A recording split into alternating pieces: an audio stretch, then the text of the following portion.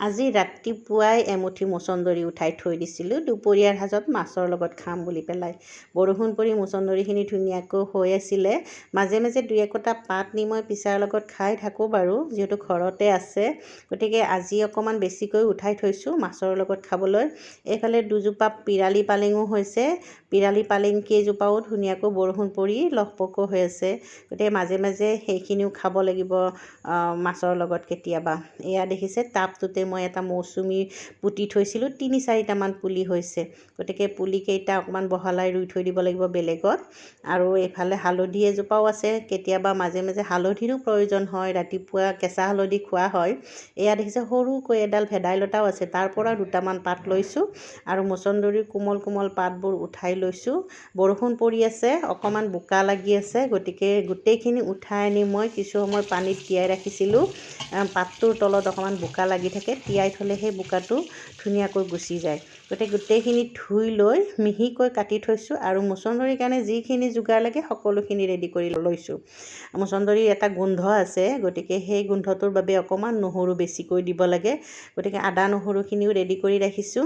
এতিয়া কেৰাহীখনত তেল দি পিঁয়াজটো আৰু জলকীয়া দুটা ফালি থৈছিলোঁ যে সেইখিনি দি দিছোঁ। দি এটা সৰু চাইজৰ আলু কাটি দিছোঁ। আলুটো আপোনালোকৰ মনৰ কথা, নিজে ইচ্ছা কৰিলে দিব পাৰে, নিদিলে নাই বাৰু। মই যিহেতু সকলো ব্যঞ্জনতেই আলু দিওঁ, গতিকে এটা দি দিছোঁ আৰু ল'ৰা ছোৱালীও বিচাৰে আলু খাবলৈ।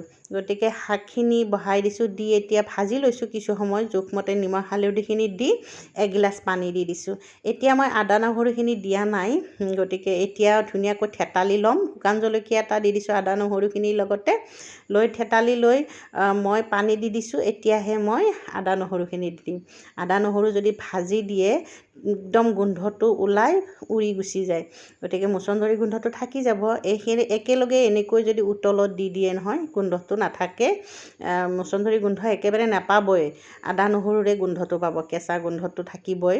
কেঁচা গোন্ধ নাথাকে, এটা বেলেগ ধৰণৰ গোন্ধ ওলাই, ভালেই লাগে। গতিকে ভাজি ৰখা মাছখিনিও দি দিলোঁ, দি কিছু সময় উতলিবলৈ দিলোঁ।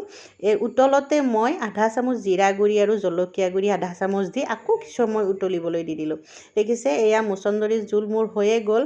বহুত সোৱাদ লাগে এই ব্যঞ্জনখন। এই ব্যঞ্জনখনৰ বনোৱা ভিডিঅ' মই আগতেও কৰিছোঁ, FBত দিয়া আছে। মোৰ ইউটিউব চেনেল জুহালৰ জুতিটো মই দি থৈছোঁ, আপোনালোকক প্ৰয়োজন হ'লে চাই ল'ব। আৰু মোৰ ইউটিউব চেনেলটো পাৰিলে এটা ছাবস্ক্ৰাইব কৰি দিব, ভাল লাগিব। গতিকে এদিন বনাই খাই চাব, বৰ ভাল লাগে।